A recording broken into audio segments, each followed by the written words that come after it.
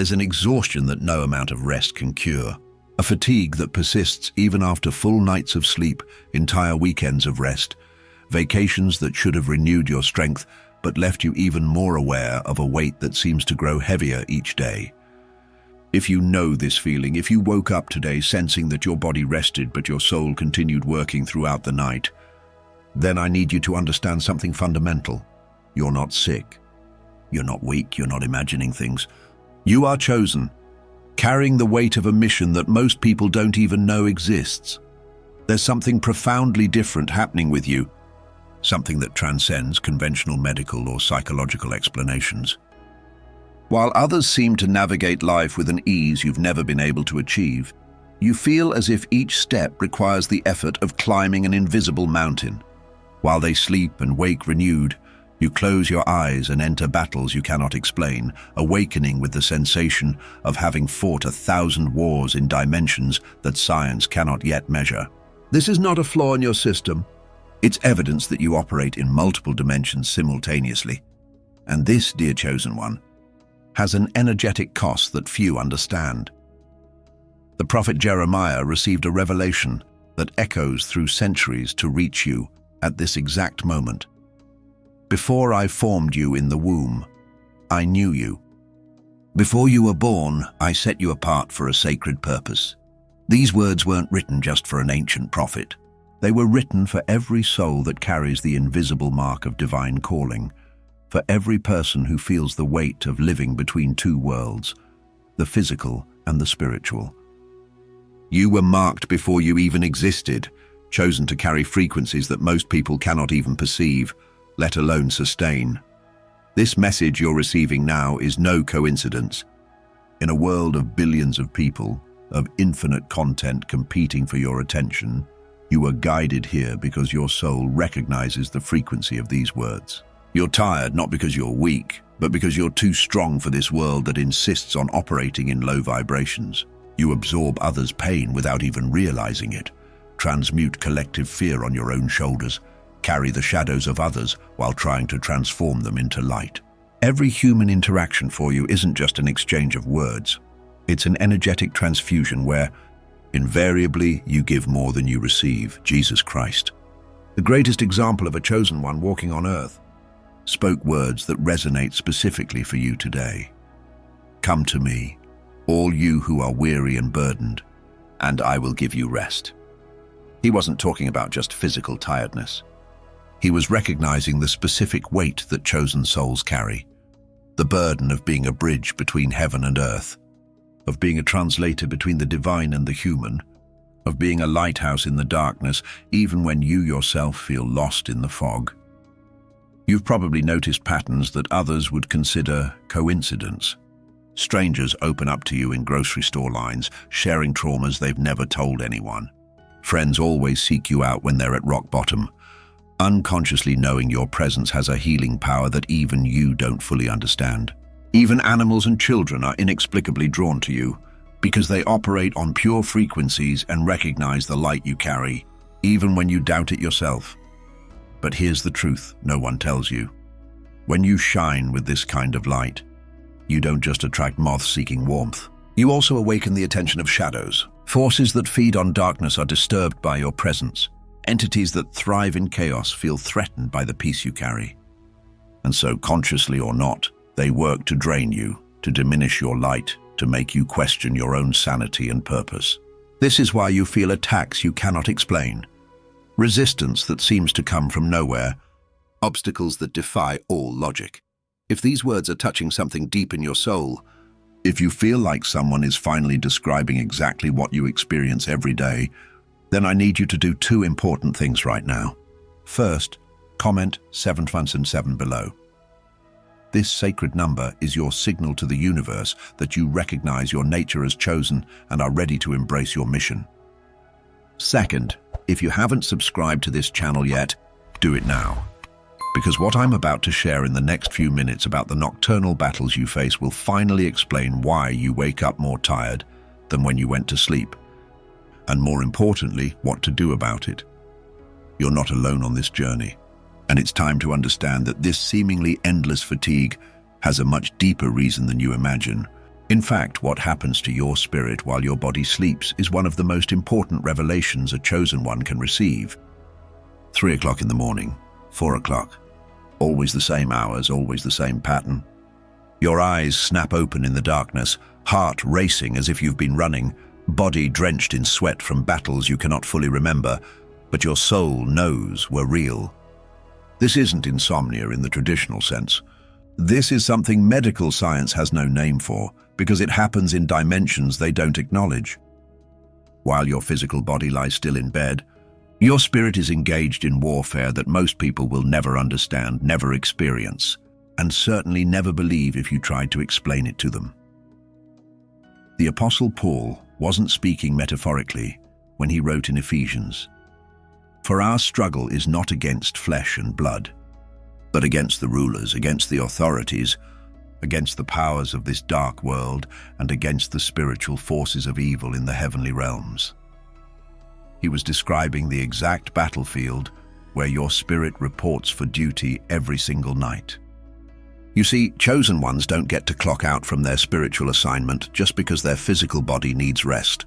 In fact, nighttime is when the most intense spiritual work happens, because it's when the veil between dimensions is thinnest, when your conscious mind's resistance is lowest, when your spirit can operate without the interference of ego and logic.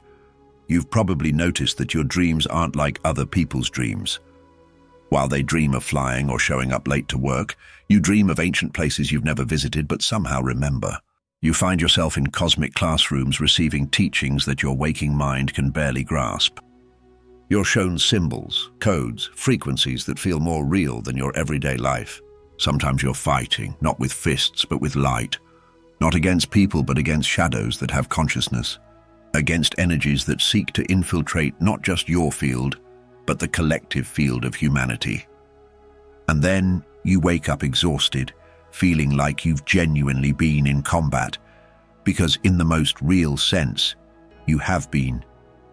This is the burden of being a spiritual warrior that nobody prepared you for. During the day, you absorb and transmute the emotional debris of everyone around you.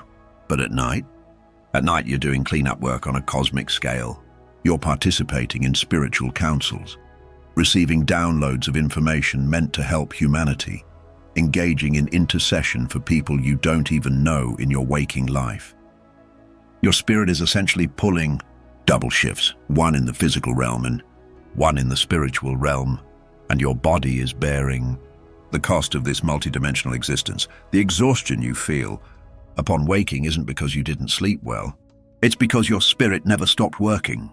While your body regenerated cells and processed the day's experiences, your consciousness was actively engaged in spiritual labor.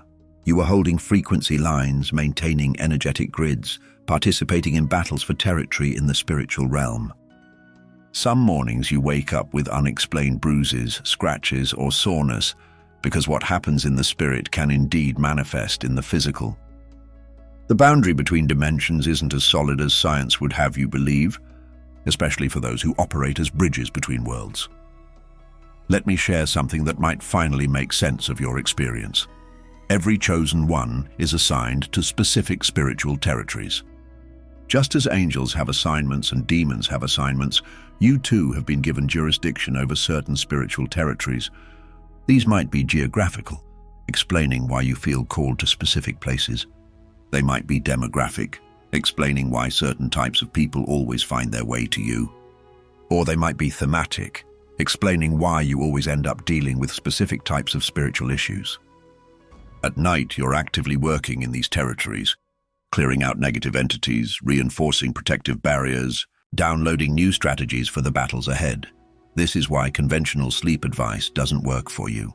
Sleep hygiene, melatonin, white noise machines. These things might help your body rest, but they don't address what's happening with your spirit. You could sleep in the most perfect conditions and still wake up exhausted, because the real issue isn't the quality of your physical sleep, but the intensity of your spiritual labor. And here's the thing that might frustrate you. This isn't something you can simply opt out of. Once you've been activated as a chosen one, once your spiritual gifts have come online, you can't just turn them off because you're tired. But understanding what's actually happening is the first step to managing it better. When you realize you're not crazy, not sick, not weak, but actually engaged in vital spiritual work, you can begin to approach your exhaustion differently. Instead of fighting against it or feeling victimized by it, you can start to work with it, honor it, and most importantly, learn how to restore your energy in ways that actually address the multidimensional depletion you're experiencing. The ancient prophets knew about this. This is why they would often retreat to mountains, to wilderness, to places of isolation. Not because they were antisocial, but because they understood that the kind of restoration a spiritual warrior needs cannot be found in the midst of human society. It requires conscious disconnection from the collective field, deliberate withdrawal from the psychic noise of humanity, intentional creation of sacred space where your spirit can finally, truly rest. And there's something else happening during these night hours that you need to understand. You're not just fighting or working, you're also receiving. Downloads, upgrades, activations. Your spiritual gifts are being refined and amplified. New abilities are being unlocked. Ancient memories are being restored. The exhaustion you feel is also the exhaustion of expansion, like the soreness after a workout, except this workout is expanding your consciousness, your capacity, your spiritual bandwidth. They don't always look like villains. In fact, the most powerful energy vampires in your life probably wear the faces of people you love, people you trust, people who would be genuinely shocked to learn they're draining your life force. This is the complexity of energetic parasitism. It rarely comes with malicious intent. Most energy vampires are simply unhealed souls who discovered, usually unconsciously, that being near you makes them feel better. They don't know why. They don't understand the mechanics. They just know that after talking to you, they feel lighter while you feel inexplicably exhausted. And because you're chosen, because you naturally transmute and transform energy, you've probably been allowing this dynamic for years without fully understanding what was happening. Let's identify them clearly, because recognition is the first step to protection. The chronic complainer who calls you every time something goes wrong, but is mysteriously unavailable when you need support. The friend who dominates every conversation with their latest crisis, but glazes over when you try to share your own experiences. The family member who guilt-trips you for not giving more, even though you're already depleted. The colleague who constantly needs just 5 minutes that turns into an hour of emotional dumping. These are the obvious ones. But there are subtler forms too, the person who always needs validation, whose mood becomes your responsibility, who makes you feel guilty for having boundaries, who leaves you questioning your own reality after every interaction. Here's what's actually happening on an energetic level. These individuals have tears in their own energetic field, wounds that leak their vital force. Instead of doing the difficult work of healing these wounds, they've learned to supplement their energy by siphoning from others. You, with your naturally high frequency and generous spirit, are like a walking battery to them. They plug into you consciously or unconsciously and draw from your reserves. This isn't always intentional. Most energy vampires don't wake up planning to drain others. They're simply operating from survival mode, taking what they need to function without consideration for the cost to you. But there's a deeper layer to this that chosen ones must understand. Some energy vampires aren't human at all. They're entities, attachments, parasitic consciousnesses that operate through human hosts. That person who triggers you in ways that seem disproportionate to the situation. They might be carrying entities that feed on the exact frequency of disruption they create in you. That individual who always shows up when you're about to break through. They might be unconsciously used as an agent of interference by forces that don't want you operating at full capacity. This isn't about demonizing people. It's about understanding that the spiritual warfare you're engaged in often uses human vessels as conduits. The scripture warns us clearly, above all else, guard your heart, for everything you do flows from it. This isn't just about emotional protection, it's about energetic sovereignty. Your heart center is literally the gateway through which energy flows in and out of your field. When you don't guard it, when you leave it wide open in the name of love and service, you become a free buffet for anyone or anything that needs what you carry. And here's the painful truth, your kindness, your empathy, your desire to help, These beautiful qualities are often weaponized against you by those who benefit from your depletion. You've probably noticed patterns. Certain people only contact you when they need something. Others seem to have an uncanny ability to show up right when you're feeling good, only to leave you drained. Some relationships feel like one-way streets where you give and give but never receive.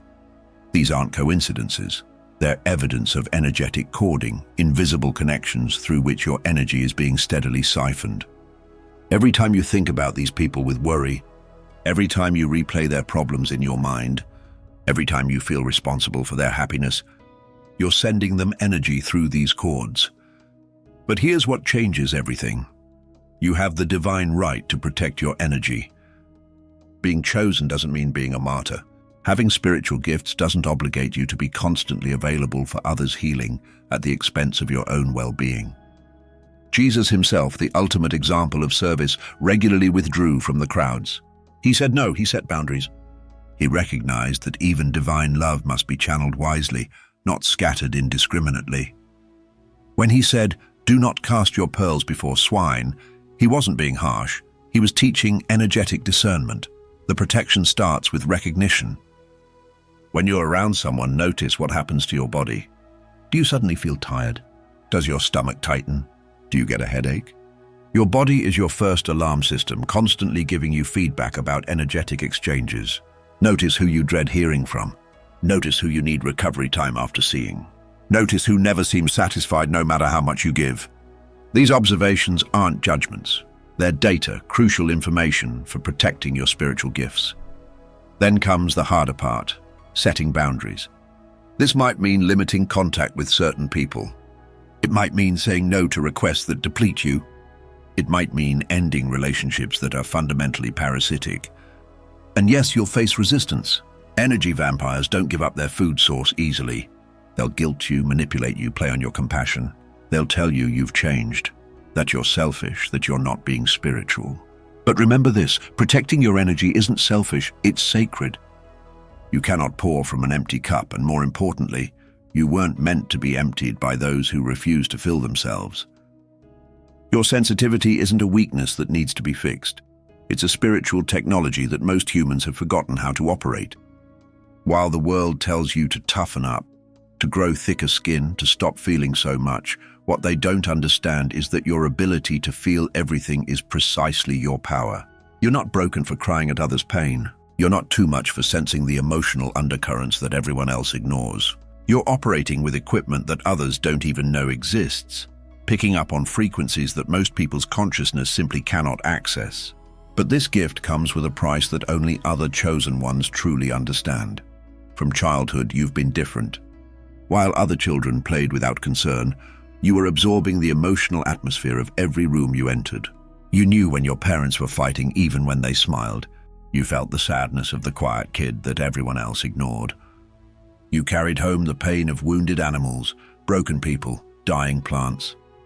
Adults called you too sensitive, as if it were a character flaw, never realizing they were looking at a spiritual gift that ancient cultures would have recognized as sacred. You weren't too sensitive. You were accurately calibrated to reality, while everyone else was numb. This sensitivity extends beyond just emotions. You feel the quality of spaces, why certain rooms make you anxious while others bring peace. You sense the history held in objects, the energy patterns in places, the invisible residue of events long past. You walk into a building and immediately know if violence occurred there. You meet someone new and instantly feel their hidden pain, their unspoken fears, their desperate hopes. This isn't imagination, this is your consciousness operating on multiple frequencies simultaneously, reading information that exists in the quantum field but remains invisible to those whose spiritual senses remain dormant. The challenge is that in a world designed for the spiritually numb, your sensitivity feels like a curse. Every crowd becomes overwhelming because you're not just processing your own experience, or you're processing everyone's. A simple trip to the grocery store can leave you exhausted because you've unconsciously absorbed the stress of the cashier, the grief of the elderly man in aisle 3, the anxiety of the mother with crying children. You come home carrying emotions that were never yours, wondering why you suddenly feel depressed when your day was supposedly fine. This is the burden of being an emotional alchemist. You automatically transmute others' pain, but the process costs you energy you may not have to spare. What makes this even more complex is that your sensitivity isn't just passive reception, it's active transformation. You don't just feel others' emotions, you involuntarily begin healing them. Your presence alone shifts the emotional frequency of spaces. People feel better around you not because you're doing anything specific, but because your field naturally harmonizes discord. You're essentially performing energy healing without conscious intent, which is why people are drawn to you when they're hurting, but disappear when they're healed. They don't understand the exchange that occurred. They just know they needed you when they were broken and forgot you when they were whole. The scripture tells us that Jesus could feel power leave him when the woman with bleeding touched his garment. This wasn't metaphorical. This was describing the exact energetic exchange that happens when someone with healing gifts comes into contact with someone who needs healing. The power of the energy literally transfers, and for chosen ones who haven't learned to manage this gift, it happens constantly, unconsciously, depleting your reserves without your permission. You're walking around as an open healing center with no business hours, no boundaries, no energy management system. But here's what you must understand. Your sensitivity is not a mistake. In a world gone numb, you're meant to be the one who still feels. In a civilization disconnected from spirit, you're meant to be the bridge back to authentic emotion. Your tears for others' pain are prayers. Your ability to feel what others suppress is a form of spiritual service. You're doing the emotional labor for a collective that has forgotten how to process its own shadows. This is sacred work, even when it exhausts you, even when it isolates you, even when it makes you wonder if feeling less would make life easier. The key isn't to shut down your sensitivity. That would be like asking an eagle to clip its own wings. The key is to learn energetic hygiene, to master the technology of your gift rather than be mastered by it. This means learning the difference between empathy and absorption. You can feel others' pain without taking it into your own field. You can witness suffering without becoming the suffering. You can hold space for healing without sacrificing your own well-being. But this requires practice, boundaries, and most importantly, the recognition that your sensitivity is not a burden to bear, but a gift to honor. This is why periods of solitude aren't just helpful for you. They're essential. You need time to discharge others' emotions, to return to your own frequency, to remember what you feel versus what you've absorbed. Without this regular clearing, you become a walking repository of collective pain, carrying the emotional debris of everyone you've encountered. This isn't sustainable, and it's not what you're meant to do. You're meant to be a clear channel, not a storage unit for humanity's unprocessed emotions. The world operates on a frequency of urgency that was never meant for souls like yours. Every notification, every deadline, every demand for instant response is an assault on your divine rhythm, forcing you to dance to a tempo that disrupts your natural connection to spirit. While others seem to thrive in this chaos of constant motion, you feel yourself fragmenting, pieces of your soul scattered across tasks that feel meaningless, schedules that suffocate your spirit, and a pace that leaves no room for the deep breathing your soul requires. This isn't weakness. This is your spirit's recognition that you were designed for divine timing, not artificial deadlines. Consider how nature operates.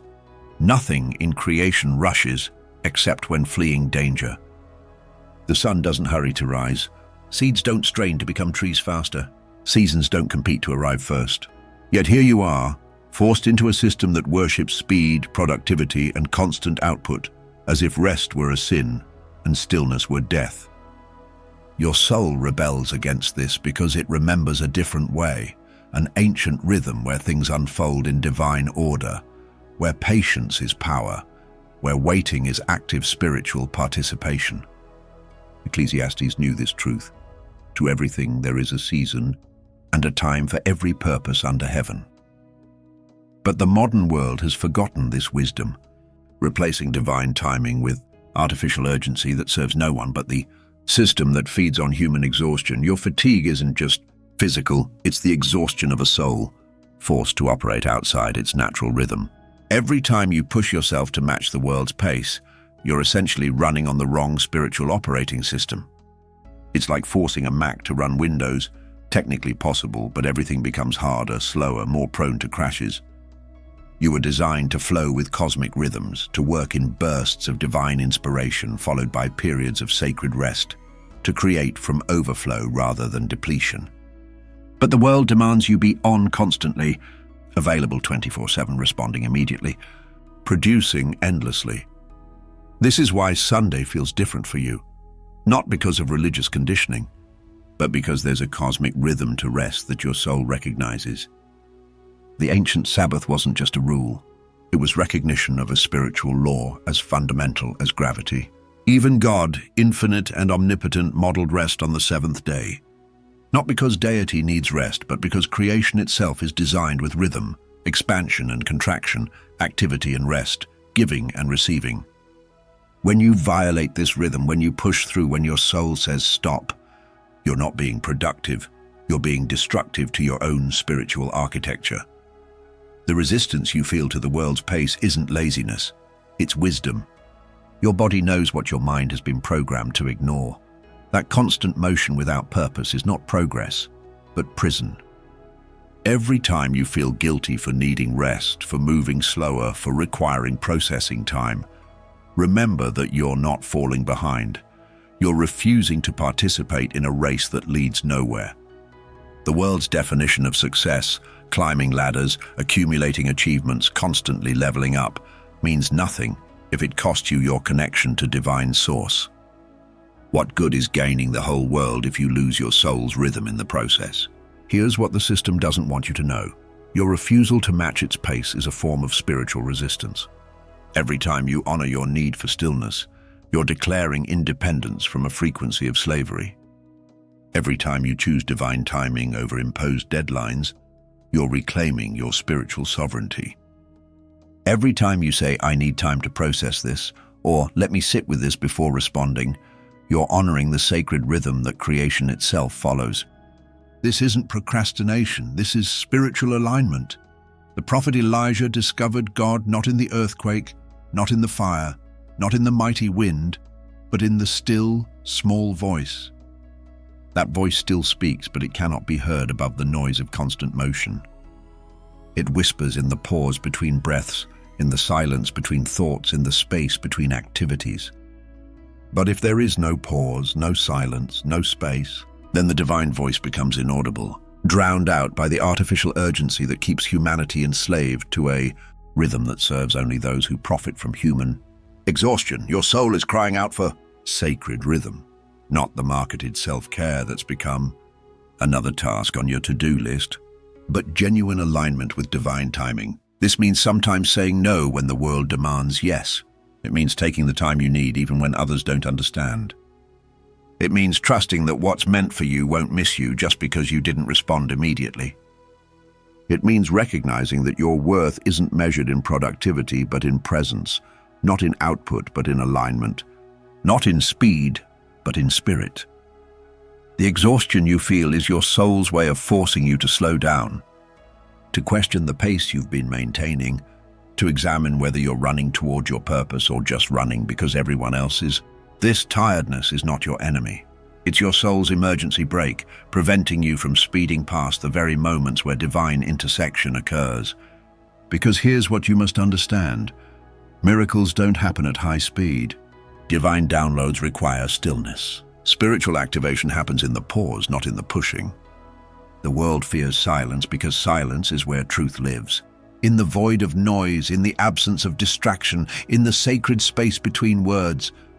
That's where God whispers, where transformation occurs, where exhausted chosen ones finally remember who they are. Your fatigue has been leading you here all along, to this moment of divine stillness, where the old version of you dissolves and something infinitely more powerful emerges. This isn't the end of your story. It's the chrysalis before your metamorphosis, the sacred pause before your resurrection. Silence terrifies the modern world because it's unproductive, unmeasurable, unmarketable. You can't sell silence. You can't monetize stillness. You can't turn contemplation into content. And so the system floods every moment with noise. Notifications, entertainment, endless scrolling, anything to prevent you from sitting with yourself long enough to hear the voice that would set you free. But you, chosen one, are being called into the very silence the world runs from. Your exhaustion isn't punishing you. It's preparing you for the profound transformation that only happens when we finally stop running and start listening. Remember when Elijah fled to the wilderness, exhausted from spiritual battles, depleted from confronting the prophets of Baal? He wanted to die. He begged God to take him. But instead, God sent him to a mountain and showed him something profound. First came the powerful wind that shattered rocks, but God wasn't in the wind. Then came the earthquake, but God wasn't in the earthquake. Then came the fire, but God wasn't in the fire. Finally came a gentle whisper, a still small voice. And that's where God was. Not in the noise, not in the drama, not in the spectacular display, but in the whisper that can only be heard when everything else goes quiet. Your exhaustion is forcing you into your own mountain experience. Every ounce of depletion is stripping away what doesn't matter until only the essential remains. You're being emptied of others' expectations, cleared of false obligations, freed from identities that were never yours. This fatigue you've been fighting is actually your soul's way of enforcing the silence you need for transformation. Because some truths can only be received in stillness. Some healings only happen in solitude. Some upgrades require you to go offline from the world's frequency so you can recalibrate to heaven's. This is why Jesus consistently withdrew to lonely places to pray. Not occasionally, not when convenient, but regularly, intentionally, necessarily. The Son of God himself needed silence to maintain his connection to Source. He needed solitude to hear divine direction clearly. He needed withdrawal to restore what was depleted through constant giving. If divinity incarnate required these rhythms of retreat, how much more do you need them? Yet you've been taught to feel guilty for needing space, selfish for requiring solitude, weak for honoring your exhaustion. But here's the revelation that changes everything. Your fatigue hasn't come to destroy you. It's come to transform you. Like a caterpillar entering the cocoon, you're being called into a sacred dissolution. Everything you were is breaking down because everything you're becoming requires more space than your old form could hold. The exhaustion is the dying of who you were told to be, so who you really are can finally emerge. This isn't depression. It's decomposition of the false self. This isn't giving up. It's letting go so something greater can take hold. In this silence, in this sacred exhaustion, you're receiving upgrades you don't even realize. Your spiritual gifts are being refined. Your intuition is being sharpened. Your connection to Source is being strengthened. The dreams becoming more vivid, the synchronicities multiplying, the knowing that arrives without explanation. These are all signs that your transformation is already underway. You're not falling apart. You're falling into place. You're not losing yourself.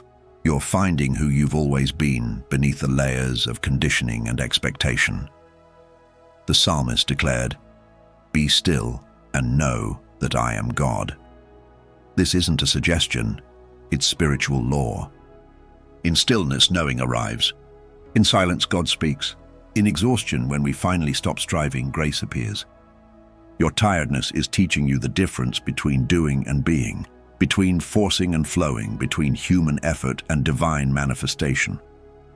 You're learning that sometimes the most powerful thing you can do is nothing, to stop, to rest, to allow the divine to work through your stillness, what you could never accomplish through your striving.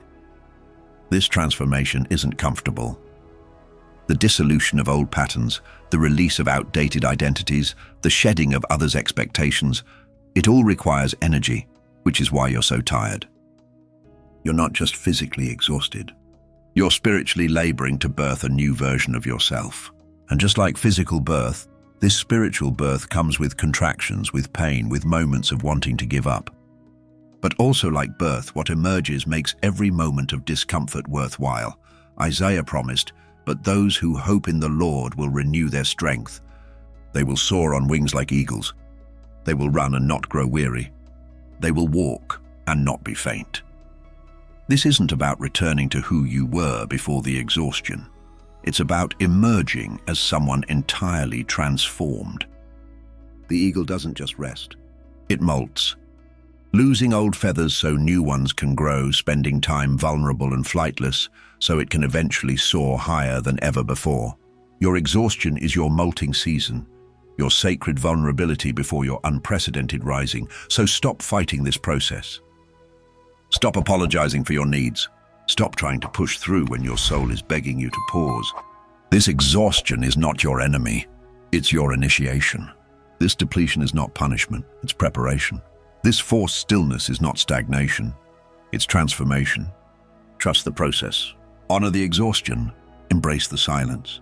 Because on the other side of this sacred fatigue is a version of you that will move mountains with whispered prayers, heal hearts with mere presence, and transform reality simply by being who you're becoming. The world needs who you're becoming, not who you've been. It needs your transformed presence, your refined gifts, your purified light. But first, you must allow this holy exhaustion to complete its work. Rest without guilt, retreat without apology. Be still and know that in this very stillness, in this profound tiredness that brought you to your knees, God is doing what you could never do for yourself, transforming you from wounded healer to embodied miracle, from exhausted warrior to risen light. Your weariness is temporary, but your transformation is eternal. The strength you'll carry after this season will not be your own. It will be divine strength flowing through a vessel that learned to be empty enough to be filled with heaven. You're not tired because you're weak. You're tired because you're becoming. And what you're becoming is worth every moment of exhaustion it takes to get there.